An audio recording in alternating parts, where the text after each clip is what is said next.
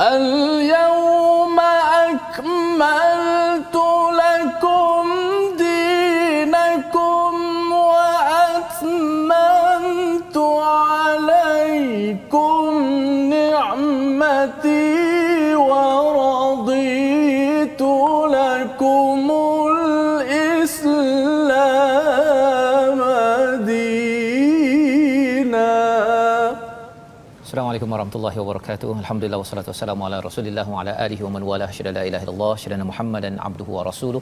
Allahumma salli ala sayidina Muhammad wa ala alihi washabbihi ajma'in. Amma ba'du. Apa khabar tuan-tuan dan puan yang dirahmati Allah sekalian?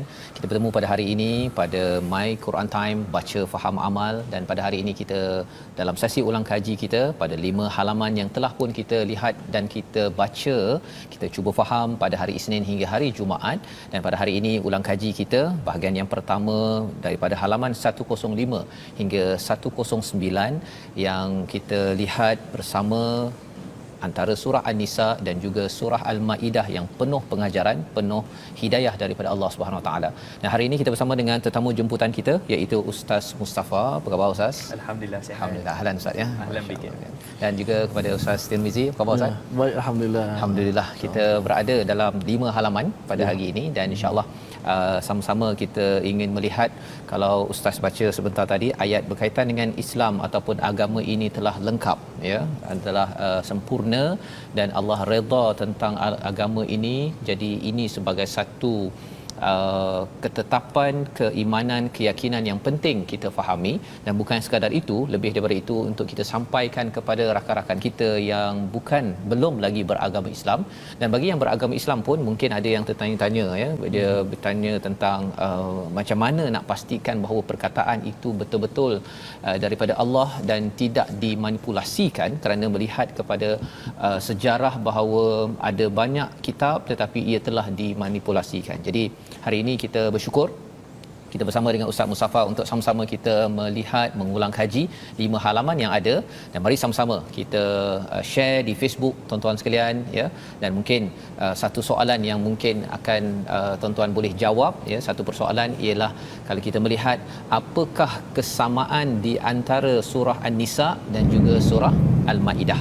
Kalau tuan-tuan boleh jawab di ruang Facebook tersebut, dan nanti kita akan juga bertanya kepada Ustaz Mustafa apakah kesamaan dan juga perbezaan secara ringkas untuk kita sama-sama memahami perbezaan di antara surah An-Nisa dan juga surah Al-Maidah. Kita mulakan dengan Ummul Quran Al-Fatihah bersama dengan Ustaz Tirmizi insya-Allah. A'udzu billahi minasy syaithanir rajim. Bismillahirrahmanirrahim.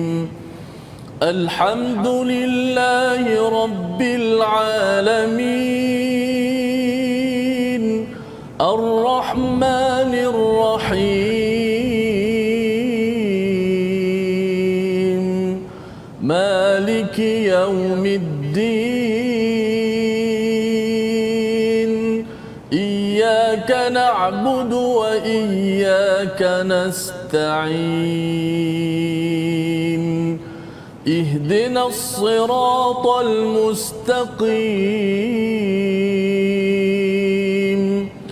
صراط الذين أنعمت عليهم غير المغضوب عليهم ولا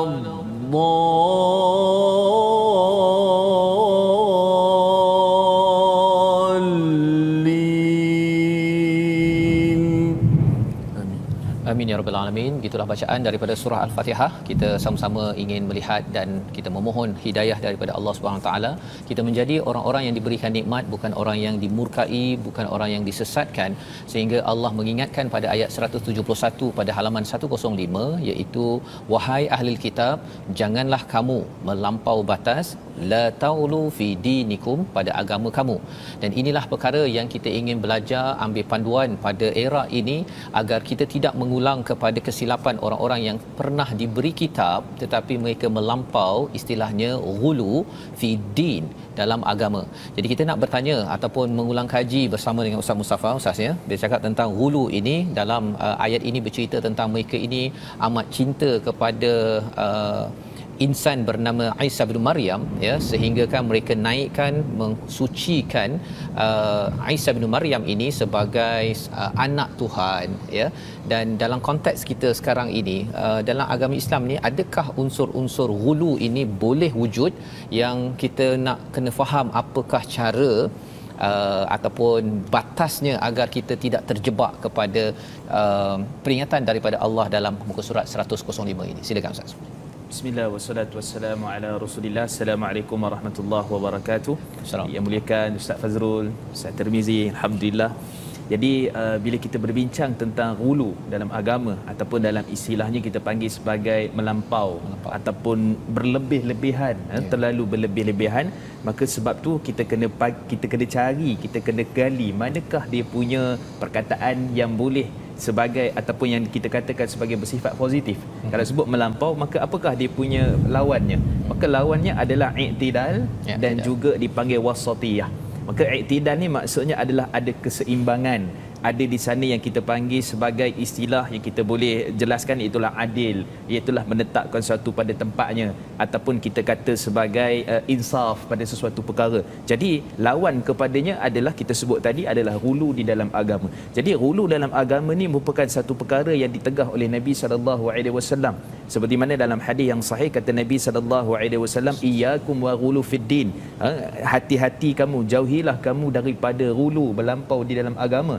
Dan juga dalam hadis riwayat Imam Tirmizi, hadis yang sahih kata Nabi SAW, sabda Nabi, halaka mutanatti'un, celakalah orang-orang yang mana memperdalam-dalamkan, iaitulah ghulu ataupun melampau di dalam agama. Maka di sana kalau kita tengok saranan daripada Allah Subhanahu Wa Taala, maka memperlihatkan juga daripada Nabi SAW, maka memperlihatkan bahawa agama ini dibina di atas prinsip keadilan, dibina di atas prinsip keseimbangan, tanpa ifrat dan juga tafrid, tanpa berlebih-lebihan, dan juga tanpa dia, kita boleh istilahkan dalam istilahnya adalah berengan-rengan, ataupun dalam istilahnya tidak mengambil endah kepada agama. Jadi daripada sudut wasatiyah itulah yang Allah Subhanahu Wa Taala tekankan bahawa umat ni, wa kadzalika ja'alnakum ummatan wasata, yang demikian itu telah kami jadikan kamu sebagai umat pertengahan. Jadi pertengahan ini daripada sudut apa? Daripada sudut akidah.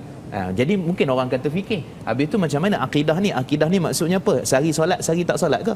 Kan? Akidah ni maksudnya sehari kita buat baik ke, sehari tak payah buat baik? Itukah maksud keseimbangan itu? Itukah maksud yang dipanggil prinsip keadilan itu? Jawapannya bukan. Jawapannya ialah secara mudahnya meletakkan apa yang Allah Subhanahu Wa Taala dan Nabi letakkan, dan juga kita menjauhi segala perkara yang tidak disebutkan sama ada daripada Quran ataupun sunnah Nabi SAW. Jadi istilah ghulu ini sebenarnya panjang perbahasannya, cuma secara rekahnya kita sebut daripada sudut prinsip akidahnya, kita tidaklah mengangkat nabi-nabi yang ada tu lebih sehingga sampai darjat Tuhan. Kita juga tidak melakukan satu perkara ibadah dan sebagainya sehingga menyeksakan diri kita. Sebagai contohnya pada hari-hari tertentu ada sambutan apa untuk kita nak darahkan kita punya badan, kita nak pukul badan kita, kemudian ada waktu kita jangan makan, kan? Ada makanan tentu ni kita tak payah makan. Kenapa? Kerana kita ni nak ibadah dan seterusnya. Maka sebab tu agama tampil membawa akhlak dan watak Nabi itu supaya apa? Supaya berada di atas keseimbangan antara dunia dan akhirat, antara akidah beribadah kepada Allah Subhanahu Wa Taala di samping tidak mensyirikkan Allah Subhanahu Wa Taala. Maka sudah tentu ghulu itu merupakan satu perkara yang ditegah oleh agama dan menjadikan kita ni umat yang seimbang. Tidak ada yang kita panggil sebagai berat, salah satu daripada mana tempat-tempat keseimbangan itu, dan akhirnya menjadikan kita umat yang musnah seperti mana yang disebutkan oleh Nabi SAW dan disebutkan dalam Quran, seperti mana orang-orang Yahudi dan juga Nasara berkaitan dengan apa yang mereka telah lakukan daripada sudut pengajian akidahnya. Wallahu a'lam. Jadi maksudnya ghulu ini ada kaitan dengan akidah ke ataupun juga berkaitan dengan ibadah, akhlak sebenarnya Ustaz? Berkait kesemuanya. Semuanya ya. Bila sebut dalam ad-din, agama itu sendiri, keseluruhannya, maka keseluruhannya. Masya-Allah. Jadi di sini pelajaran untuk kita ulang kaji pada ayat 171 ini menceritakan peringatan di peringkat-peringkat akhir surah An-Nisa penting agar i'tidal Ustaz ya, adil, kerana ini adalah mesej penting daripada surah An-Nisa, jangan melampau, dan bagaimana mana untuk kita mendapat keadilan itu, maksudnya apa yang Allah sebutkan itu sudah tentunya Ustaz ya, bergantung berbalik pada Quran, kembali kepada sunnah Rasul yang disampaikan pada ayat yang ke-174 bila Allah menyatakan ya ayuhan nas qad ja'akum burhanum mir rabbikum. Kita baca bersama pada ayat 174 bersama dengan Ustaz Tirmizi. Kemudian kita nak melihat lebih lanjut apa maksud burhan dalam ayat yang kita bacakan ini. Silakan Ustaz Tirmizi. A'udzubillahi minasyaitonir rajim. Ya ayyuhan nas qad ja'akum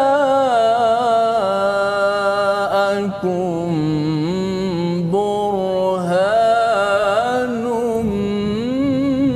min rabbikum qad ja'akum burhanum min rabbikum wa anzalna ilaykum nuran mubina. Sadaqallah. Wahai manusia, sesungguhnya telah sampai kepadamu bukti kebenaran daripada Tuhanmu Muhammad dengan mukjizatnya, dan telah kami turunkan kepadamu cahaya yang terang benderang, yakni Al-Quran. Jadi ini terjemahan ringkas, dan kita nak memahati peringatan daripada Allah SWT di hujung surah An-Nisa ini, ya ayuhan nas, wahai manusia. Ini mesej kepada semua. Qad ja'akum burhanum mir rabbikum, telah datang burhan. Jadi Ustaz Mustafa, kalau boleh jelaskan, dalam Quran ada bercerita tentang istilah huda, ada bercakap tentang furqan contohnya, dan juga Alkitab. Tapi di sini bila Allah nyatakan burhan, ini merujuk kepada apa? Ada yang kata Quran, ada yang kata Nabi Muhammad, dan di hujung itu ada istilah nuram mubina ya. Jadi kalau boleh dicerahkan untuk kita sama-sama dapat panduan yang jelas, terutama kita tidak mahu menjadi orang yang ghulu, melampau dalam kita memberi maksud makna hidayah daripada Allah SWT. Baik, bismillah wassalatu wassalamu ala Rasulillah. Burhan ini dia secara umumnya kita boleh katakan dia sebagai hujah ataupun keterangan yang ada di dalam Quran, ataupun mungkin juga daripada hadis-hadis Nabi sallallahu alaihi wasallam, seperti mana yang disandarkan kepada Imam Mujahid, salah seorang daripada ulama besar dalam bidang tafsir. Akan tetapi ada pandangan yang mana dinukilkan daripada Imam Sufyanus Tsauri, satu ulama yang sangat hebat. Beliau menyatakan maksud di sini burhan itu adalah Nabi sallallahu alaihi wasallam. Ada sebahagian menyatakan dia keterangan ataupun hujah. Jadi kalau kita sebagai satu orang awam, bila kita baca tafsir, kita baca karangan tafsir oleh para alim ulama, ada yang kata begini, ada kata begini. Sebenarnya antara perkara yang sangat mudah untuk kita fahami dalam Quran ini adalah bila mana berlaku khilaf, perbezaan di kalangan para ulama, dia akan ada di sana sebenarnya jalan untuk mengharmonikannya. Sebab tu kalau kita tengok tafsir ini yang paling mudah Ustaz, berbanding dengan fiqh. Fiqh ni kalau satu orang kata sah tak batal jadi masalah. Tapi kalau tafsir, sejak satu orang kata yang ni kata bukti ataupun kita kata keterangan, tiba-tiba yang ni kata pula Nabi, sebenarnya boleh diharmonikan. Sekata Al-Imam Qurtubi rahimahullah, apa yang payah sangatnya? Jadi Imam Qurtubi tolong selesaikan. Beliau menyatakan yang ni kata hujah, yang ni kata keterangan. Siapa yang bawa hujah dan keterangan? Nabi sallallahu alaihi wasallam. Jadi Nabi itu sifatnya sendiri adalah membawa hujah dan keterangan, maka burhan itu adalah termasuk apa yang kita panggilkan sebagai Nabi sallallahu alaihi wasallam itu sendiri. Dan dalam makna yang umum seperti mana Allah sebut dalam surah Al-Baqarah ayat 111, sebelum ni kita dah lalu. Jadi bila Allah menyatakan apa, bila mana orang Yahudi Nasara kata kami masuk syurga, orang lain tak masuk syurga, kemudian Allah katakan kepada mereka, qul hatu burhanakum in kuntum sadiqin, datangkanlah keterangan dan hujah kamu kalau kamu orang yang benar, orang yang betul, orang yang berada di landasan yang sepatutnya. Tapi hakikatnya itu sebenarnya adalah Allah nak merendahkan mereka. Memang tak boleh akan datangkan bukti dan keterangan yang disebutkan itu. Dan dalam hadis Nabi sallallahu alaihi wasallam, hadis sahih riwayat Imam Muslim, kata Nabi sallallahu alaihi wasallam, wasadaqatu burhan, sedekah itu adalah salah satu daripada bukti ataupun hujah. Hujah apa? Hujah menunjukkan bahawa orang tu beriman. Kalau dia beriman, dia bersedekah. Kalau dia beriman, dia keluar infakkan harta dia. Jadi menunjukkan bahawa Allah Subhanahu Wa Taala bila sebut tentang burhan, dia boleh dikesenambungkan pada ayat ini. Maksudnya Nabi itu sendiri yang bawa hujah dan juga keterangan daripada Quran sebagai mukjizat yang didatangkan daripada Allah Subhanahu Wa Taala. Dan kita tengok apa pula bezanya antara furqan, huda dan juga nura. Allah sebut. Jadi nura ni secara umumnya adalah Quran. Quran itu sendiri, kata Al-Imam Qurtubi rahimahullah, nura itu adalah keterangan kepada hukum hakam dan mengeluarkan manusia daripada cahaya kegelapan kepada cahaya iman. Itulah akidah kepada Allah Subhanahu wa taala. Apa pula beza Furqan dengan Huda? Menariknya Allah sebut dalam surah Al-Baqarah ayat 185, Allah menyatakan tentang Allah turunkan Quran pada bulan Ramadan dan sebagainya. Antaranya apa? Huda wal Furqan, sebagai petunjuk dan juga pemisah di antara perkara yang batil dan juga yang hak. Jadi sebenarnya Quran ini dia ada nama-nama dia, Ustaz, masya-Allah. Quran ini kata Imam Badruddin Az-Zarkashi ada 90 nama Quran. Oh, masya-Allah. Kata Imam Suyuti ada 55 pula dah. Kan? Asyik khilaf aja kan. Asyik berbeza pandangan pendapat. Sebenarnya bukan isu itu. Ilmu. Ilmu itu sendiri. Sebenarnya nak bagi tahu adakah dia nama Quran ataupun sifat Quran. Nama dan sifat saling seragam daripada sudut yang kita bincangkan ini. Jadi menunjukkan Quran itu namanya banyak dan antara nama Quran adalah Huda dan Furqan. Jadi secara ringkasnya Huda ni apa dia? Huda ni kata Imam Qatadah rahimahullah adalah petunjuk yang menunjukkan kefaduan, menunjukkan akidahnya, menunjukkan ibadah dan segala-galanya. Maka semua itu berkaitan dengan prinsip kehidupan manusia yang kita kaitkan tadi. Dia tidak melampau dalam agama daripada sudut akidah, ibadah dan juga akhlaknya. Dan Furqan itu Huda. Itu Huda. Maksudnya prinsip-prinsip dalam hidup. Ya, prinsip-prinsip dalam hidup yang ditunjukkan oleh Quran dan Sunnah. Adapun disebut juga tentang kita sebut Furqan tadi. Furqan ni apa dia? Banyak dalam Quran juga sebut pada perkataan Furqan. Furqan ni maksudnya kata Syekh Dr. Wahbah Zuhaili rahimahullah dalam kitab beliau Tafsir Al-Munir, beliau menyatakan maksud Furqan ini sendiri adalah pembeza di antara hak dan batil, pembeza di antara iman dan juga kesyirikan, pembeza di antara kebaikan dan juga keburukan. Jadi maksudnya ketetapan Furqan itu sendiri adalah merujuk kepada apa? Keseimbangan daripada sudut akidahnya, seimbangan daripada sudut baik dan buruknya. Maka semua itu perlu ditimbang tara oleh manusia untuk menjadikan apa yang dikaitkan dengan ayat sebelum ni sebagai apa? Sebagai tidak melampau di dalam agama. Jadi menarik ini Ustaz ya, pasal kalau kita belajar dalam dunia pendidikan ya, bila cikgu-cikgu nak mengajar dia kena pergi kursus kan. Betul. Ada istilahnya taxonomy Bloom. Dia ada aras berfikir je tu, daripada mula-mula tahu, faham, sampailah dia punya analisis, sintesis dan dia membezakan nilai dan menghasilkan. Jadi bila Ustaz kongsikan tadi dari segi pencerahan sampailah kepada boleh membezakan nilai baik, nilai buruk itu, ini sebenarnya diajarkan dalam Al-Quran sebenarnya. Betul. Kan. Jadi Quran membina cara berfikir aras tinggi. Ini yang biasa disebut kat sekolah-sekolah rendah, sekolah menengah sekarang. Tapi sebenarnya ini 1400 tahun yang lepas sudah pun disampaikan dan makin kita bersama dengan burhan dan juga nur daripada Allah ini, sudah tentu ia mengasah pemikiran dan perasaan, dua-dua Ustaz ya, pemikiran dan perasaan kita agar berfikir dan berperasaan aras tinggi. Ini yang mungkin kalau di sekolah masih lagi belum dengar lagi perasaan aras tinggi Ustaz ya. Tapi latif ataupun seni dalam Al-Quran ini yang ditunjukkan oleh sunnah Nabi melambangkan EQ, emotional quotient, perasaan Nabi ini adalah amat tinggi. Jadi di situlah sebenarnya bila bawa kepada ayat terakhir Ustaz ya, di dalam surah An-Nisa ayat ke-176, bila dah sampaikan tentang berpegang pada tali Allah ataupun berpegang kepada panduan daripada Allah dapat masuk syurga ini, tiba-tiba hujung ayat itu cerita pasal kala lah kan, pasal harta pusaka. Kalau boleh Ustaz simpulkan sedikit bagi memahami surah An-Nisa ini dan hujung itu, apakah kepentingan untuk kita bawa sebagai kefahaman dalam surah An-Nisa ini. Sila. Baik, bismillah wassalatu wassalamu ala rasulillah. Masya-Allah, ulama-ulama di Pakistan mereka ni mempunyai cara pemikiran yang amat berbeza daripada sudut nak memahami Al-Quran. Dan kalau kita tengok di Malaysia ni kurang daurah Quran. Daurah Quran ni maksud contohnya bulan Ramadan kita nak habiskan 30 hari tafsir Quran.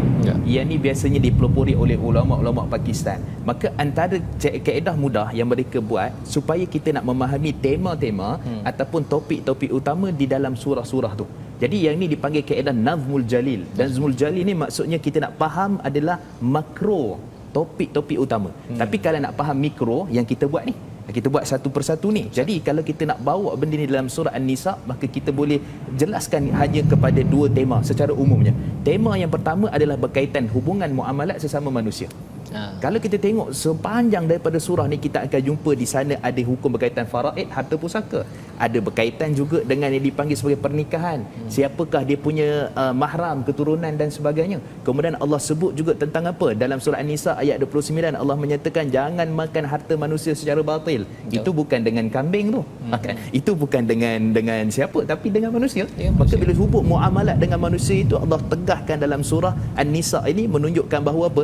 Proses kematangan manusia itu dia akan berada bila mana antaranya adalah menjaga hubungan kebaikan antara sesama manusia. Ayahnya, ibunya, kaum kerabatnya, sahabat-sahabatnya, bila berjual beli, pembeli dan penjual, semua sekali termasuk dalam perkara itu. Itu yang pertama. Yang kedua, kesimpulannya daripada tema-tema yang kita lihat adalah pengukuhan daripada sudut akidah. Yang ni memang tak dapat dinafikan. Daripada surah An-Nisa ni Allah larang kita daripada berpaling semula seperti mana Yahudi dan Nasara. Allah larang kita ni daripada berlaku ataupun menjadi salah seorang daripada apa? Orang ciri-ciri orang munafik. Kemudian Allah sebut juga tentang ciri-ciri keadaan akidah itu sendiri berkaitan dengan beriman kepada Nabi Isa AS. Konsep itu bagaimana? Dan juga Allah sebutkan nama Nabi-Nabi. Konsep keimanan kita kepada para Nabi dan para Anbiya. Maksudnya surah An-Nisa selain daripada pengurusan berkaitan dengan harta pusaka, dia berkaitan dengan apa? Muamalat sesama manusia secara umumnya, dan juga berkaitan dengan akidah yang perlu diperkukuhkan dalam kehidupan setiap Muslim.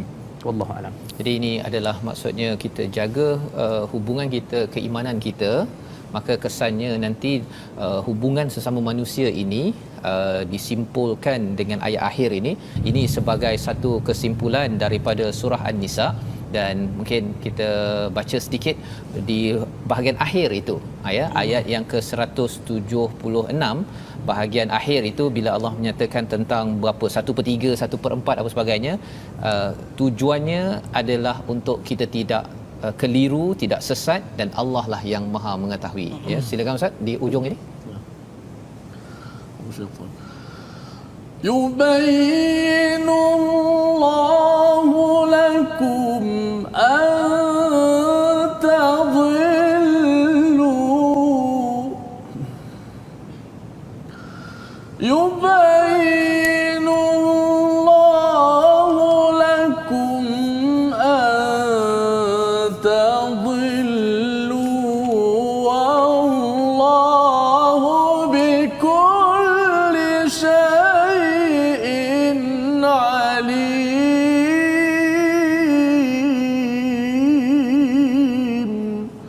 Sadaqallahul azim. Sadaqallahul azim, maksudnya ialah Allah menerangkan hukum ini kepadamu agar kamu tidak tersesat. Allah Maha mengetahui segala sesuatu, menunjukkan bahawa Allah ini amat sayang kepada seluruh manusia, sehingga kan bila kita menjaga keimanan pada Allah, kesannya ialah hubungan kita sesama manusia yang telah meninggal, yang sedang ditinggalkan, diperhatikan betul-betul, dan inilah keadilan yang Allah bawakan dalam surah An-Nisa. Jadi kita berhenti sebentar, kita menyambung kembali selepas ini mengulang kaji halaman 106 dan seterusnya. My Quran Time, baca faham amal, insya-Allah.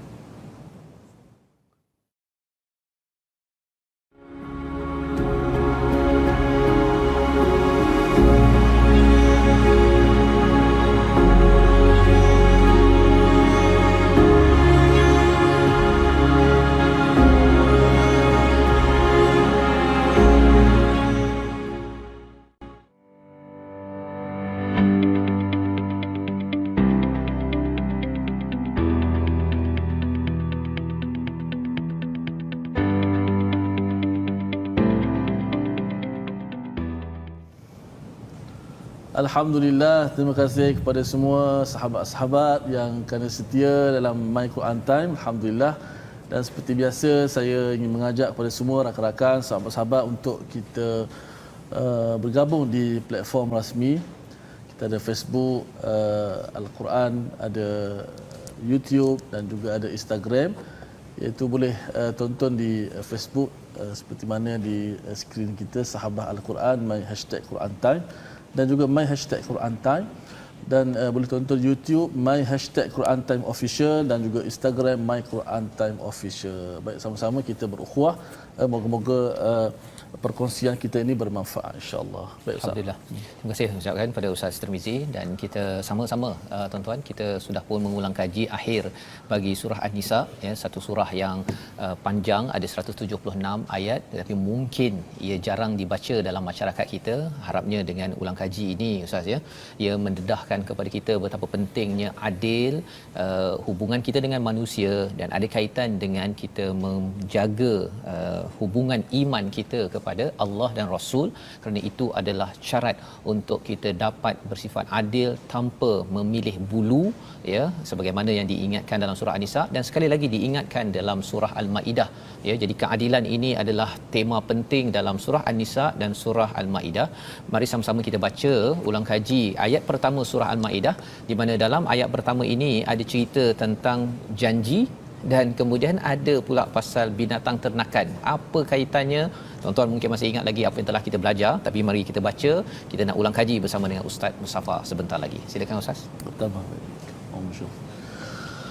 Bismillahirrahmanirrahim. Ya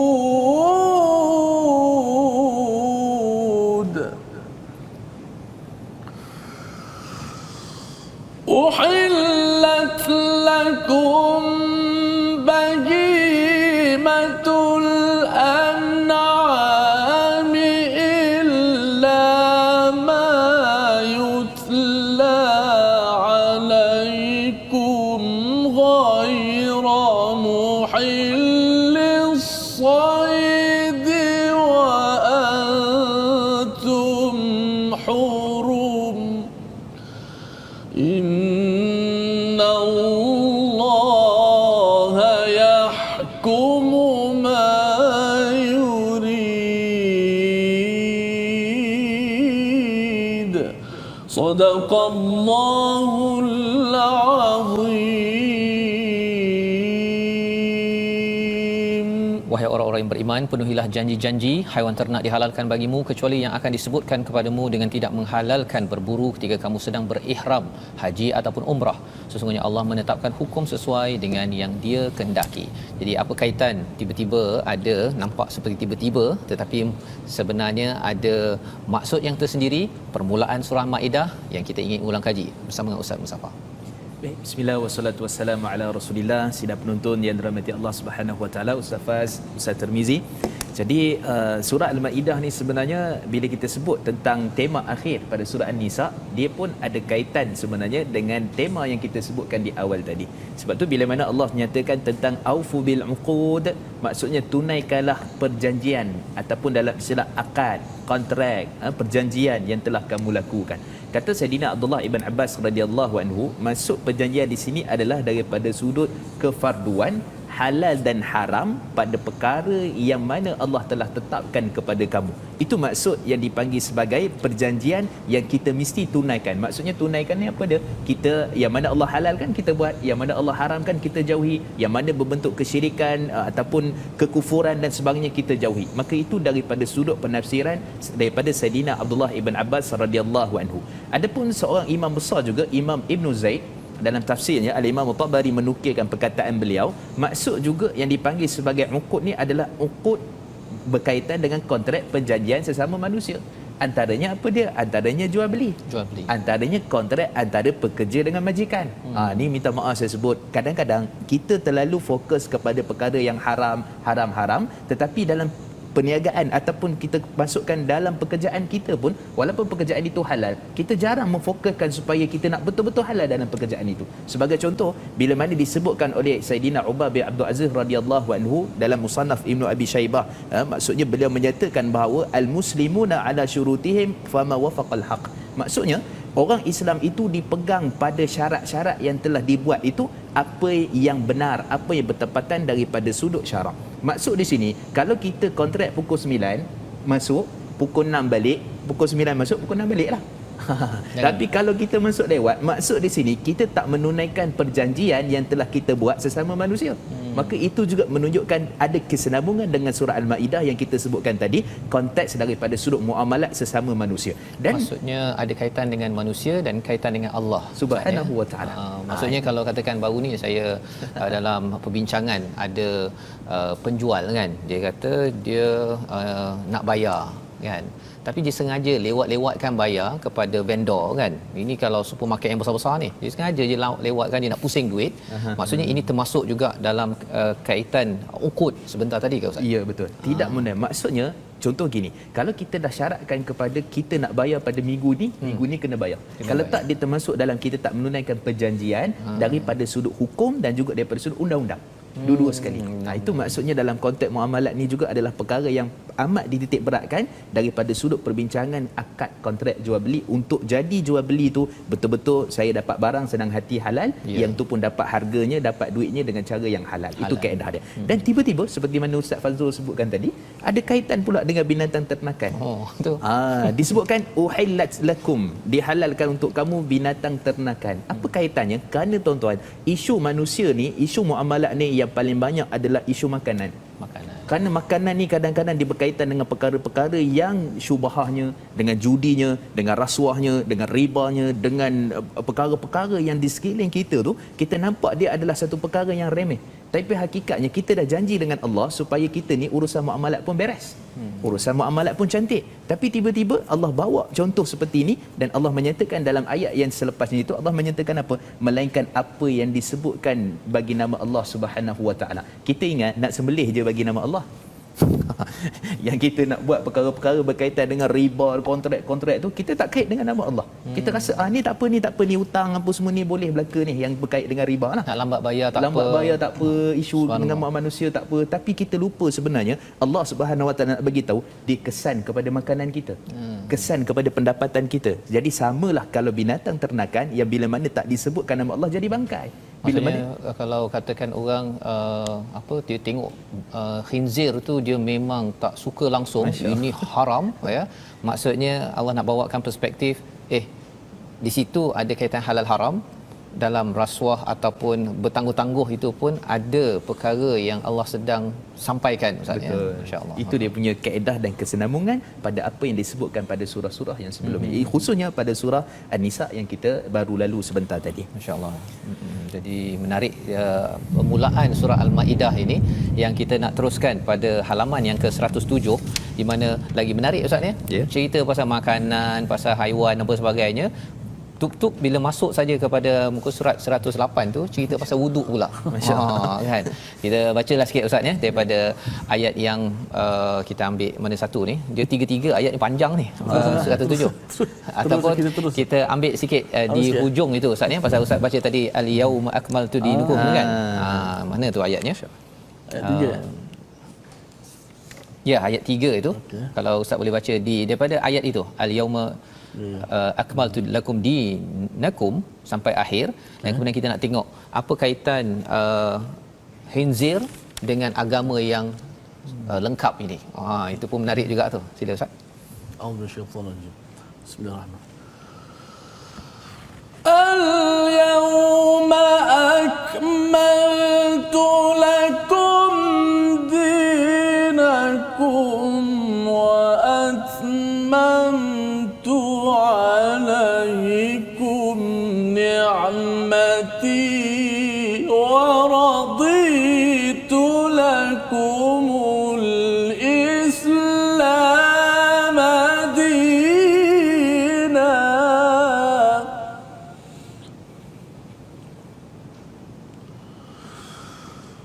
فمن اضطر في مخمصة غير متجانف لإثم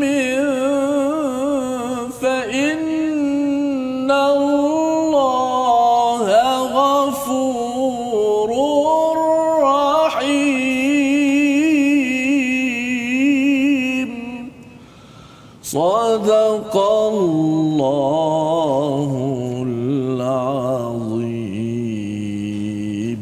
Surah Al-Azim dalam ayat yang kedua Allah bercerita tentang seruan untuk ta'awun, bertolongan atas perkara kebajikan dan takwa, jangan tolong kepada perkara-perkara dosa dan pemusuhan, dan dibawakan kembali kepada isu makanan. Dan di tengah-tengah itu Allah menyatakan al-yauma akmaltu lakum dinakum, ya, pada hari ini telah aku sempurnakan bagi kamu agama kamu, telah aku cukupkan kepadamu nikmat, dan aku meredai bagi kamu adalah Islam sebagai agama. Dan Allah menyatakan kalau katakan darurat maka boleh mengambil makanan yang mungkin tidak halal sebentar awal tadi. Fa innallaha ghafurur rahim, Allah ini Maha mengampun lagi Maha menyayangi. Jadi di sini pada muka surat 107 ini ada makanan, ada cakap pasal agama yang lengkap, kemudian cakap balik pasal perkara yang halal, dan lepas tu 108 nanti cakap pasal wuduk Ustaz ya. Hari ini banyak cerita pasal tanasub kaitan ini agar mungkin saya ya, bagi tuan-tuan yang membaca kadang-kadang kita mungkin rasa macam melompat-lompat, tapi kita perasan sebentar tadi pada ayat pertama ia sebenarnya tidak melompat, cuma bergantung sejauh mana kita boleh melihat kepentingan mesej yang sedang Allah sampaikan. Dan perkara itu antara penuhi janji dan juga binatang ternakan, ia sebenarnya bukan topik yang jauh, dia amat dekat dalam hidup kita. Jadi mari bersama dengan Ustaz Mustafa. Baik, bismillah wassalatu wassalamu ala Rasulillah. Ustaz Faz, Ustaz Tirmizi, sidang penonton rahmati Allah Subhanahu wa taala. Quran ni sebenarnya sangat mengasyikkan. Dia tidak pergi kepada hanya satu topik sehingga kita menghabiskan masa yang lama, kemudian tiba-tiba terus akan dia melompat kepada topik yang lain. Mengejut-ngejut. Masya-Allah, kerana tak dijangka. Jadi di situlah kita nampak bahawa kesenian dan kemujizatan Al-Quran. Jadi kalau kita tengok kaitan ni Allah sebut tentang apa? Tentang khinzir, tentang haiwan yang tidak disembelih, tentang haiwan yang mati tercekik, haiwan yang mana jatuh, maksud kita tengah berburu, kita tak pasti kita tembak ke apa, dia mati tu dengan sebab kita tembak ke mati sebab jatuh dalam air. So semua tu perkara yang berkaitan dengan hukum hakam fiqh yang dibahaskan oleh para alim ulama. Dan kemudian juga berkaitan dengan makanan. Boleh tak kita makan makanan ahlul kitab, orang-orang Yahudi? Jadi semua ceritanya adalah berkisar kepada konsep makanan. Jadi tiba-tiba masuk dalam surah yang dalam ayat yang seterusnya, muka surat seterusnya cerita tentang wuduk. Penyempurnaan wuduk. Jadi nampak macam lepas makan ni kita kena berwuduk ke ataupun bagaimana? Baik. Sebenarnya antara perkara pertama yang kita perlu faham bahawa Nabi SAW pernah sebutkan dalam hadis yang sahih riwayat daripada Ibnu Majah, Nabi menyatakan bahawa tawaddau min luhumil ibl. Hendaklah kamu berwuduk ketika mana memakan daging unta. Ini disebut tadi bahimatul an'am dan sebagainya. Jadi adakah maksud sebenarnya lepas makan daging kita kena berwuduk? Jadi nak kait dengan wuduk tadi tu. Dan juga Imam Abu Hanifah merupakan salah seorang yang jago dalam bidang fiqh. Beliau menyatakan satu orang yang nak makan disunahkan untuk berwuduk. Dia mengeluarkan hukum fiqh daripada kaedah antara kaitan ayat ini dan juga dengan ayat selepas yang sebelumnya. Tanasubnya di situ. Akan tetapi jumhur majoriti ulama menyatakan tak ada kaitan. Kerana hadis yang menyatakan berwuduk ketika nak makan pun hadis itu tidak sahih daripada sudut kekuatan hujah.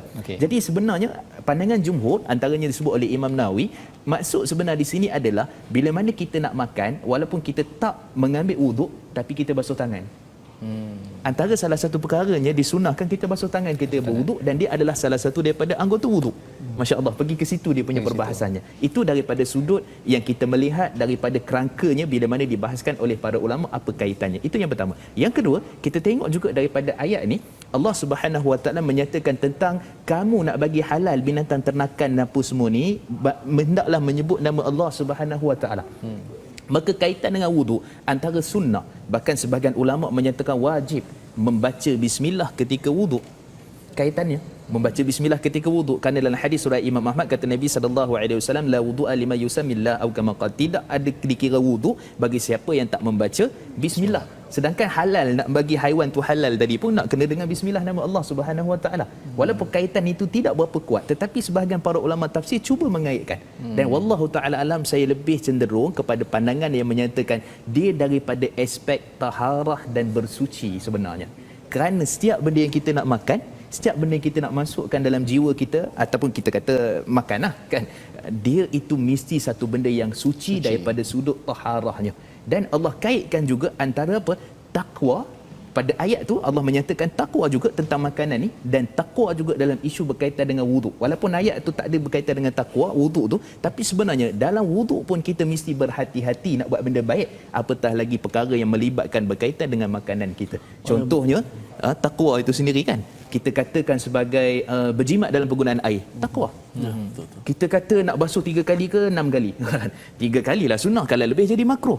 Maka dalam keadaan berwuduk pun kita bertakwa, dalam keadaan wuduk bersuci pun kita menjaga adab-adabnya, apatah lagi berkaitan dengan perkara yang kita nak masukkan ke dalam perut kita yang menjadi darah daging kita. Kata Nabi SAW dalam hadis riwayat pada Ubay bin Ka'ab, hadis sahih dalam riwayat Imam Tirmizi, menyatakan bahawa kullu lahmin nabatat minan nar, kullu lahmin nabatat minas sudh fan-nar aula bi au kama qala, setiap daging yang tumbuh daripada perkara yang haram, maka neraka adalah yang lebih tepat, yang lebih wajar untuk didiami ataupun tempat kembalinya. Jadi sebab tu kita kena jaga ada kaitan antara wuduk dan juga dengan makanan kita. Wallahu alam. Jadi makanan yang bersih masuk dalam perut kita, dan wuduk juga untuk membersihkan balik amalan-amalan kehidupan kita. Masya-Allah. Ya. Jadi suci di situ menjadi kaitan dua. Malah kalau kita lihat di hujung ayat 6 tu Ustaz ya, bila Allah cakap waliyutimma ni'matahu alaikum la'allakum tashkurun, dia biasanya tashkurun ini bukan pasal wuduk, dia sepatutnya pasal makanan kan. Betul. Tapi dia berada di sini. Betul. Jadi dirangkumkan sekali seni yang ada ini. Maksudnya bila kita dah dapat makanan ini, Allah mengingatkan kepada kita sari'ul hisab ataupun wa huwa fil akhirati minal khasirin, bagi orang yang tidak mengambil panduan. Dan lepas itu bila bercakap tentang wuduk ini adalah kesempurnaan Ustaz ya, kesempurnaan penyucian bagi diri kita, jaga makan dan kemudian kita jaga hati kita untuk mengingat kepada Allah Subhanahu Wa Taala. Jadi subhanallah, ini adalah perkara yang amat menarik untuk kita fahami dalam halaman 108 ini. Dan mungkin kalau kita lihat lagi pada ayat 109 ini Ustaz ya, kita melihat kepada istilah mithaq pada ayat yang ke-100 ataupun pada ayat 12. Ya, di situ ada kisah pula. Kalau tadi dah cerita pasal bersih apa sebagainya, dibawa pula kepada wahai orang-orang yang beriman, ingatlah kepada nikmat. Kan, ingatlah pada nikmat pada ayat 11. Pasal di hujung pasal wuduk tadi cerita pasal nikmat. So sekarang ni pasal nikmat. Dan bila bercakap tentang nikmat, konsisten dalam Al-Quran bila dia akan bercerita tentang perjanjian ya, tentang mithaq. Dan inilah ayat yang ada pada ayat 12. Tapi kita baca dulu ayat 11 untuk kita jelas apakah seruan Allah kepada orang-orang beriman, pada tuan-tuan yang sedang membaca. Jom kita lihat bersama. Silakan Ustaz. Bismillahirrahmanirrahim. Ya ayyuhalladzina amanu dhkuru ni'matallahi alaikum. اذكروا نعمة الله عليكم إذ هم قوم أن يبسطوا إليكم أيديهم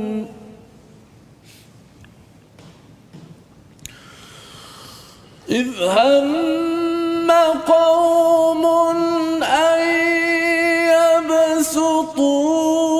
يبسطوا إليكم أيديهم فكف أيديهم عنكم واتقوا الله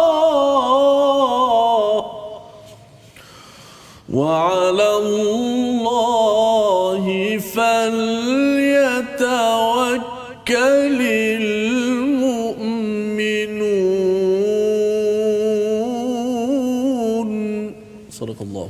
Wahai orang-orang yang beriman, ingatlah nikmat Allah yang diberikan kepadamu ketika suatu kaum bermaksud hendak menyerangmu daripada kaum Yahudi Bani Nadir ya sebelum ini, dan Allah menahan tangan mereka daripada kamu, dan bertakwalah kepada Allah, dan hanya kepada Allah lah orang-orang beriman itu bertawakal. Dan selepas itu Allah membawa flashback balik kepada Bani Israel. Di kalangan mereka itu dibangkitkan 12 naqib, ketua, dan Allah menyatakan Allah bersama dengan kamu jika kamu solat, zakat, beriman pada Rasul dan memberi pinjaman kepada Allah dengan pinjaman yang baik. Tetapi kalau kufur, maka ada keburukan yang boleh berlaku. Jadi sebenarnya di dalam ayat yang 11 ini Ustaz ya, bercerita tentang satu flashback kan, flashback, tapi ayat ke-12 lagi flashback lagi jauh lagi kan, tentang mithaq. Kalau boleh Ustaz cerita sikit mithaq ni apa, dan juga dalam surah An-Nisa ada istilah mithaqan ghalidha, dalam surah Al-Maidah ni timbul lagi perkataan ini. Apa yang perjanjian berat pada zaman dahulu ada tak juga pada umat kita sebagai orang Islam sekarang? Sila Ustaz. Baik, bismillah wassalatu wassalamu ala Rasulillah. Bila kita sebut tentang misaq ataupun kita panggil dalam istilahnya perjanjian, ataupun kita panggil juga dalam istilahnya seperti mana disebut oleh Imam Abu Ali ya, bila mana disebut tentang misaq ni maksudnya lah satu perjanjian untuk kaum Yahudi dan Nasara tunduk dan patuh mentauhidkan Allah dan tidak mensyirikkan Allah Subhanahu Wa Taala. Maksudnya di sini setiap seruan kepada para nabi dan juga nabi menyerukan kepada umat-umatnya supaya apa? Ainibudullah wajtanibu taghut, supaya mereka ini menyembah Allah semata-mata dan menjauhi segala perkara-perkara yang taghut. Jadi bila kita sebut tentang adakah dia hanya terkena kepada Yahudi dan Nasara ataupun mungkin juga umat-umat yang lain selain daripada itu, ataupun sebenarnya apa pula perjanjian kita dengan Allah Subhanahu Wa Taala? Dan jawapan ini Allah sebut dalam surah Al-A'raf ayat 172. Allah menyatakan bila mana keluarnya zuriat keturunan daripada keturunan Nabi Adam AS, maka semua mereka ni akan menyebutkan tentang mengesakan Allah. Iaitulah Allah Subhanahu Wa Taala menyatakan alastu bi rabbikum qalu bala syahidna. Bukankah aku ini adakah Tuhan kamu? Maka pun berkata, ya kami bersaksi ya Allah. Maksudnya kita telah pun ada perjanjian di alam di kandungan dan sebagainya dengan Allah Subhanahu Wa Taala untuk apa? Untuk meyakini Allah itu adalah Tuhan, tidak mensyirikkan Allah dan tidak menyekutukan Allah Subhanahu Wa Taala. Persoalan dia Ustaz, kalau kita tengok dalam surah A'raf ayat 172, mana ada sebut perkataan mithaq? Ya. Jadi kita nak kata macam mana ada kaitan pula tu? Pasal bila Ustaz cakap di awal surah Al-Maidah itu uqud, itu perjanjian kan. Di sini mithaq perjanjian juga. Itu alam roh tu ada perjanjian, tapi istilah dia berbeza. Istilah berbeza.